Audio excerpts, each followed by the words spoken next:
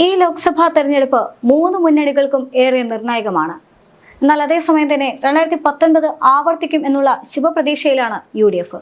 എന്നാൽ കയ്യിൽ നിന്നും വിട്ടുപോയ എല്ലാ മണ്ഡലങ്ങളും തിരിച്ചു പിടിച്ചേ മതിയാകൂ എന്ന ആത്മവിശ്വാസത്തിലുമാണ് LDF. അതേസമയം തന്നെ കേരളത്തിൽ ഒരക്കൗണ്ടെങ്കിലും തുറന്നേ മതിയാകൂ എന്ന വലിയ ഒരു ദൃഢനിശ്ചയത്തിൽ തന്നെയാണ് BJP നിൽക്കുന്നത്. ഈ സാഹചര്യത്തിൽ പുതിയ സർവേ ഫലങ്ങളെല്ലാം തന്നെ പുറത്തു വരുന്നുണ്ട്. ദേശീയ തലത്തിലാണെങ്കിലും സംസ്ഥാന തലത്തിലാണെങ്കിലും പുതിയ സർവേ റിപ്പോർട്ടുകളെല്ലാം തന്നെ പുറത്തു വരുന്ന സാഹചര്യത്തിൽ 7 മണ്ഡലങ്ങളിലാണ് നിർണായകമായ മാറ്റമുണ്ടാകുന്നത്. യഥാർത്ഥത്തിൽ UDFനെ സംബന്ധിച്ചിടത്തോളം ഇക്കുറി വലിയ പ്രതീക്ഷ തന്നെയുണ്ട്. 2019 ആവർത്തിക്കാനായില്ലെങ്കിൽ പോലും എന്നാലും 2019ന്റെ ഒരു ആവേശം യഥാർത്ഥത്തിൽ 2024ലും അലയടിക്കാനുള്ള സാധ്യതയുണ്ട് എന്ന് UDF വിശ്വസിക്കുന്നുണ്ട്. എന്നാൽ അതേസമയം തന്നെ LDFനെ സംബന്ധിച്ചിടത്തോളം ഒരു ഭരണവിരുദ്ധ വികാരമെല്ലാം തന്നെ LDFന് എതിരെ നിൽക്കുന്ന സാഹചര്യത്തിൽ, സർക്കാരിന് എതിരെ നിൽക്കുന്ന സാഹചര്യത്തിൽ ഈ ലോക്സഭാ തെരഞ്ഞെടുപ്പ് അത് തിരിച്ചടിയാകാനുള്ള സാധ്യത ഏറെയുണ്ടെന്ന വിലയിരുത്തലുകളുമുണ്ട്. 2019 ലോക്സഭാ തെരഞ്ഞെടുപ്പിൽ UDFനെ സംബന്ധിച്ചിടത്തോളം വലിയ വിജയമുണ്ടാകാനുള്ള പ്രധാനപ്പെട്ട കാരണം എന്ന് പറയുന്നത് അതൊരു ശബരിമല തരംഗവും രാഹുൽ ഗാന്ധി തരംഗവും എല്ലാം തന്നെ ഉണ്ടായിരുന്നു എന്നുള്ളതാണ്. ശബരിമല വിഷയം യഥാർത്ഥത്തിൽ LDFന് ഉള്ള ജനങ്ങളുടെ വിശ്വാസത്തെ ഏറെ കുറച്ചു എന്നുള്ളതും ശ്രദ്ധേയമായ ഒരു ഘടകം തന്നെയാണ്. അതുകൊണ്ട് തന്നെയാണ് BJPയെ സംബന്ധിച്ചിടത്തോളം BJPയിലേക്ക് പോകാൻ താല്പര്യമില്ലാത്ത വോട്ടുകളെല്ലാം തന്നെ, അതേസമയം തന്നെ ഇടതുപക്ഷ വിരുദ്ധ വോട്ടുകളെല്ലാം തന്നെ UDFന് അനുകൂലമായി വന്നു എന്നുള്ളത് തന്നെയാണ് യഥാർത്ഥത്തിൽ 2019 UDFനെ ഏറെ മുൻപന്തിയിലേക്ക് വിജയം എത്തിക്കാനുള്ള പ്രധാനപ്പെട്ട ഘടകങ്ങളിൽ ഒന്ന്. മറ്റൊരു പ്രധാനപ്പെട്ട ഘടകമായിരുന്നു രാഹുൽ തരംഗം കേരളത്തിലും ദേശീയ തലത്തിലും അലയടിച്ചിരുന്നു എന്നുള്ളത്. രാഹുൽ ഗാന്ധിയാണ് ഇന്ത്യയുടെ അടുത്ത പ്രധാനമന്ത്രി എന്ന് പറയുന്ന വലിയൊരു ഓളം 2019 ഉണ്ടായിരുന്നു എന്നുള്ളതും ശ്രദ്ധേയമായ ഘടകം തന്നെയാണ്. ആ രാഹുൽ ഗാന്ധി കേരളത്തിലെ വയനാട് ലോക്സഭാ മണ്ഡലത്തിൽ മത്സരിക്കുന്നു എന്നുള്ളതും വളരെയധികം ഒരു ജനപ്രീതിയും ജനങ്ങൾക്കിടയിൽ വലിയ സ്വീകാര്യതയും സ്വാധീനവും എല്ലാം തന്നെ ഉണ്ടാക്കിയിരുന്നു. അത്തരത്തിലൊരു രാഹുൽ ഗാന്ധി തരംഗം കേരളത്തിൽ മൊത്തത്തിൽ അലയടിച്ചിട്ടുണ്ടായിരുന്നു. അതുകൊണ്ട് തന്നെ അത്തരത്തിൽ വീണ്ടും രാഹുൽ ഗാന്ധി അധികാരത്തിലെത്തുന്നു, രാഹുൽ ഗാന്ധിയെ പോലെ ഒരു പ്രധാനമന്ത്രി അധികാരത്തിലെത്തുന്നു എന്ന് പറയുന്ന വലിയൊരു ഓളം 2019 ഉണ്ടായിരുന്നു എന്നുള്ളതും ശ്രദ്ധേയമായ ഘടകം തന്നെയാണ്. എന്നാൽ അതേസമയം തന്നെ LDFനെ സംബന്ധിച്ചിടത്തോളം, ഇടതു മുന്നണിയെ സംബന്ധിച്ചിടത്തോളം തിരിച്ചടിയായത് മതസാമുദായിക വോട്ടുകൾ തന്നെയാണ്. ആ മതസാമുദായിക ഘടകങ്ങളെല്ലാം തന്നെ 2019 LDFന് വലിയ തിരിച്ചടി തന്നെ സമ്മാനിച്ചു എന്നുള്ളത് തന്നെയാണ്. ന്യൂനപക്ഷ വോട്ടുകളാണെങ്കിലും വിശ്വാസികളുടെ വോട്ടുകളാണെങ്കിലും യഥാർത്ഥത്തിൽ LDFിൽ നിന്നും മാറി സഞ്ചരിച്ചു എന്നുള്ളത് തന്നെയാണ് 2019 LDFന് തിരിച്ചടിയായ ഘടകങ്ങൾ തന്നെ.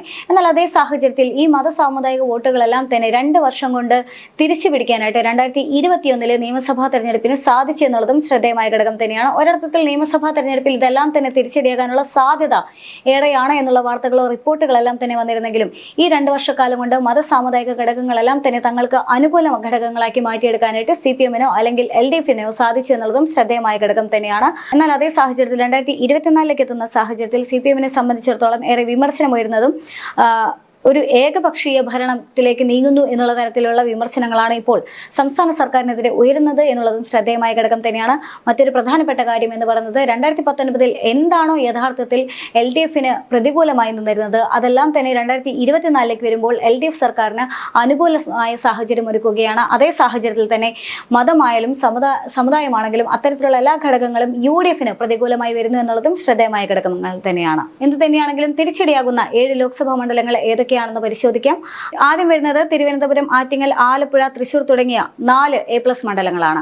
തിരുവനന്തപുരം ആണെങ്കിലും ആറ്റിങ്ങലാണെങ്കിലും ആലപ്പുഴയാണെങ്കിലും തൃശൂരാണെങ്കിലും UDFനെ സംബന്ധിച്ചിടത്തോളം ഏറെ പ്രതീക്ഷയുള്ള ലോക്സഭാ മണ്ഡലം തന്നെയാണ്. തിരുവനന്തപുരത്തെ സംബന്ധിച്ചിടത്തോളം 4ാം തവണയും ശശി തരൂർ വിജയിച്ചു കയറും എന്ന് പ്രതീക്ഷിക്കുന്ന ഒരു ലോക്സഭാ മണ്ഡലം തന്നെയാണ്. എന്നാൽ അതേസമയം തന്നെ തിരുവനന്തപുരത്തെ ഇപ്പോഴത്തെ രാഷ്ട്രീയ സാഹചര്യം പരിശോധിക്കുകയാണെങ്കിൽ അവിടെ ശശി തരൂരിനെ സംബന്ധിച്ചിടത്തോളം വലിയ തിരിച്ചടികൾ കിട്ടി തുടങ്ങിയിരിക്കുന്നതായി കാണാൻ സാധിക്കും. ജനങ്ങളുടെ ഇടയിൽ നിന്നാണെങ്കിലും സ്വന്തം അണികളുടെ ഇടയിൽ നിന്നാണെങ്കിലും വലിയ തരത്തിലുള്ള തിരിച്ചടികളെല്ലാം തന്നെ ശശി തരൂരിനെ സംബന്ധിച്ചിടത്തോളം നേരിട്ടുകൊണ്ടിരിക്കുന്ന ഒരു സാഹചര്യം കൂടിയാണ്. ഈ സാഹചര്യത്തിലാണ് NDA സ്ഥാനാർത്ഥിയായ രാജീവ് ചന്ദ്രശേഖറിന് ഏറെ സ്വീകാര്യത ഇടുന്നത്. അതുകൊണ്ട് തന്നെ ഒരർത്ഥത്തിൽ തിരുവനന്തപുരം ലോക്സഭാ മണ്ഡലത്തെ സംബന്ധിച്ചിടത്തോളം NDA ആണോ UDF ആണോ എന്ന കാര്യത്തിൽ ഇപ്പോഴും വലിയൊരു ആശങ്ക നിലനിൽക്കുന്നുണ്ട്. NDAക്ക് ഒരു ചരിത്രപരമായിട്ടുള്ള ഒരു അക്കൗണ്ട് തുറക്കാനുള്ള സാധ്യത തിരുവനന്തപുരത്ത് ഏറെയാണ് എന്നുള്ള വാർത്തകളും പുറത്തു വരുന്നുണ്ട്.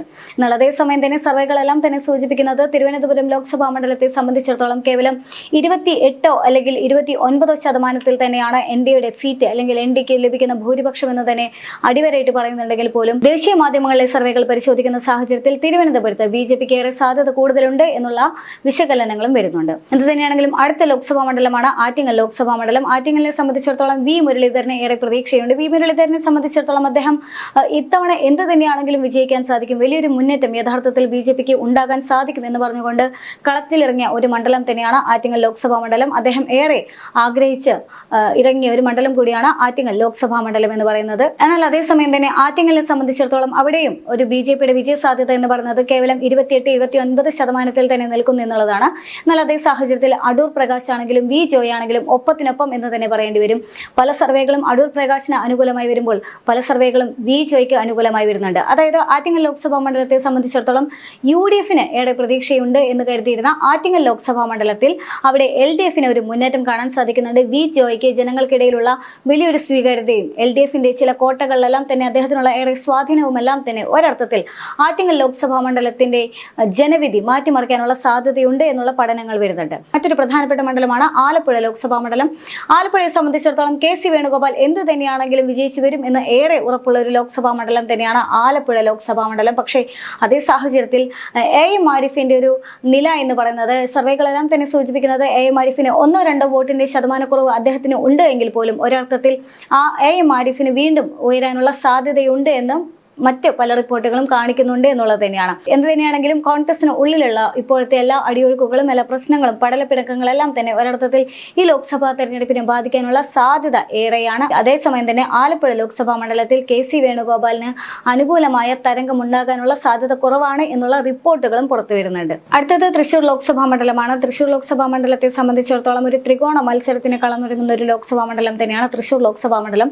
തൃശൂരിനെ സംബന്ധിച്ചിടത്തോളം സർവേ ഫലങ്ങളെല്ലാം തന്നെ K മുരളീധരൻ അനുകൂലമായി വരുന്നുണ്ടെങ്കിൽ പോലും പക്ഷേ ഇപ്പോഴത്തെ ചില റിപ്പോർട്ടുകൾ അനുസരിച്ച് കൊണ്ട് തന്നെ VS സുനിൽകുമാറിന് മുന്നേറാനുള്ള സാധ്യത ഏറെയാണ് എന്നുള്ള ചില പഠനങ്ങൾ വരുന്നുണ്ട്. മാത്രമല്ല ആദ്യം സൂചിപ്പിച്ച പോലെയുള്ള മത സാമുദായിക ഘടകങ്ങളെല്ലാം തന്നെ CPMനും അല്ലെങ്കിൽ ഇടതുപക്ഷത്തിന് അനുകൂലമായി വരുന്ന സാഹചര്യത്തിൽ ഒരുപക്ഷെ അത് UDFനും NDAക്കും എല്ലാം തന്നെ തിരിച്ചടിയാകാനുള്ള സാധ്യത ഏറെയാണ്. അതുകൊണ്ട് തന്നെ തൃശൂർ ലോക്സഭാ മണ്ഡലത്തെ സംബന്ധിച്ചിടത്തോളം ഇത്തരത്തിലുള്ള മത സാമുദായിക ഘടകങ്ങളെല്ലാം തന്നെ ഏറെ നിർണായകമാണ് എന്നുള്ളതും ശ്രദ്ധേയമായ ഒരു ഘടകം തന്നെയാണ്. അതേ സാഹചര്യത്തിൽ തന്നെ ന്യൂനപക്ഷ വോട്ടുകൾ എല്ലാം തന്നെ ഏറെ നിർണായകമായ ഒരു ലോക്സഭാ മണ്ഡലം കൂടിയാണ് തൃശൂർ ലോക്സഭാ മണ്ഡലം എന്ന് പറയുന്നത്. അതുകൊണ്ട് തന്നെ ഏറെ തിരിച്ചടി ഒരർത്ഥത്തിൽ UDFനും അതുപോലെ തന്നെ NDAക്കും ഉണ്ടാകാനുള്ള സാധ്യത ഏറെയാണ്. ഇനി അടുത്ത ലോക്സഭാ മണ്ഡലങ്ങൾ എന്ന് പറയുന്നത് വടകരയും ആലത്തൂരും കണ്ണൂരുമാണ്. കണ്ണൂർ ലോക്സഭാ മണ്ഡലത്തെ സംബന്ധിച്ചിടത്തോളം K സുധാകരൻ ഏറെ പ്രതീക്ഷയോടെ കാത്തിരുന്ന ഒരു ലോക്സഭാ മണ്ഡലം തന്നെയാണ് കണ്ണൂർ ലോക്സഭാ മണ്ഡലം. എന്നാൽ അതേസമയം തന്നെ സുധാകരനെതിരെ സ്വന്തം പാർട്ടിയിൽ നിന്ന് പോലും ഉയരുന്ന പല വിമർശനങ്ങളും തിരിച്ചടിയാകാനുള്ള സാധ്യത ഏറെയാണ്. സുധാകരൻ പാർട്ടിക്ക് പോലും തലവേദനയായി നിൽക്കുകയാണ്. പാർട്ടിക്ക് തന്നെ അധിക ബാധ്യതയാണ് സുധാകരൻ എന്നെല്ലാം പറയുന്ന സാഹചര്യങ്ങളെല്ലാം തന്നെ ഒരർത്ഥത്തിൽ തെരഞ്ഞെടുപ്പിൽ വിലയിരുത്തപ്പെടാനുള്ള സാധ്യതയുണ്ട്. മാത്രമല്ല കഴിഞ്ഞ ലോക്സഭാ തെരഞ്ഞെടുപ്പിൽ അദ്ദേഹം വിജയിച്ചെങ്കിൽ പോലും കൃത്യമായൊരു പ്രവർത്തനം മികവ് അദ്ദേഹത്തിന് പുലർത്താനായില്ല എന്നുള്ളതും ശ്രദ്ധേയമായ ഘടകം തന്നെയാണ്.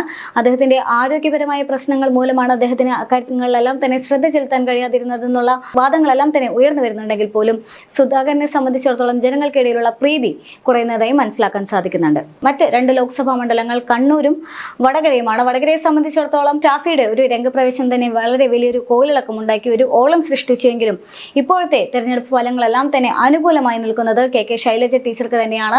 അതേ സാഹചര്യത്തിൽ ഷാഫി പറമ്പിലും ശൈലജ ടീച്ചറും ഇഞ്ചോടിഞ്ച് മത്സരത്തിന് എന്നെല്ലാം തന്നെ സർവേ ഫലങ്ങൾ വന്നിരുന്നെങ്കിൽ പോലും ശൈലജ ടീച്ചറോടൊപ്പമാണ് ജനങ്ങൾ എന്ന് പറയുന്ന തലത്തിലേക്ക് മാറി മറിയാനുള്ള സാധ്യത ഇപ്പോഴത്തെ സാഹചര്യത്തിൽ കൂടുതലാണ്. അടുത്തത് ആലത്തൂർ ലോക്സഭാ മണ്ഡലമാണ്. രമ്യ ഹരിദാസിന് ഇക്കുറി പാട്ടുംപാടി വിജയിക്കാൻ സാധിക്കുകയില്ല എന്നെല്ലാം തന്നെ ആദ്യം വന്നിരുന്നെങ്കിലും പിന്നീട് രമ്യ ഹരിദാസിന് ജനങ്ങൾക്കിടയിൽ ഏറെ സ്വീകാര്യതയുണ്ടെന്നും ജനങ്ങൾ യഥാർത്ഥത്തിൽ രമ്യ ഹരിദാസിനോടൊപ്പമാണ് എന്നുള്ള വിലയിരുത്തലുകളെല്ലാം തന്നെ വന്നിട്ടുണ്ടായിരുന്നു. പക്ഷേ K രാധാകൃഷ്ണനെ സംബന്ധിച്ചിടത്തോളം അദ്ദേഹത്തിന് ഇപ്പോൾ ജനങ്ങൾക്കിടയിലുള്ള സ്വീകാര്യത വീണ്ടും ചർച്ചയാവുകയാണ്. K രാധാകൃഷ്ണൻ എന്ന് പറയുന്ന വ്യക്തിയുടെ വ്യക്തിപ്രഭാവമെല്ലാം തന്നെ ഒരർത്ഥത്തിൽ ആലത്തൂരിൽ ഏറെ സ്വാധീനിക്കാനുള്ള സാഹചര്യമുണ്ട് എന്നുള്ള വിലയിരുത്തലുകൾ കൂടി വരുന്നുണ്ട്. ഈ ലോക്സഭാ തെരഞ്ഞെടുപ്പ് അടുക്കുന്ന സാഹചര്യത്തിൽ UDFനും LDFനും ഒരുപക്ഷെ തുല്യ സീറ്റുകൾ ലഭിക്കാനുള്ള സാധ്യതയുണ്ട് എന്ന റിപ്പോർട്ടുകൾ വരുന്ന സാഹചര്യമുണ്ട്. അതേ സാഹചര്യത്തിൽ UDFന് ഏറെ മുൻഗണന ഇക്കുറിയും ലഭിക്കാനുള്ള സാധ്യതയുണ്ട് എന്നുള്ള വിലയിരുത്തലുകളും വരുന്നുണ്ട്.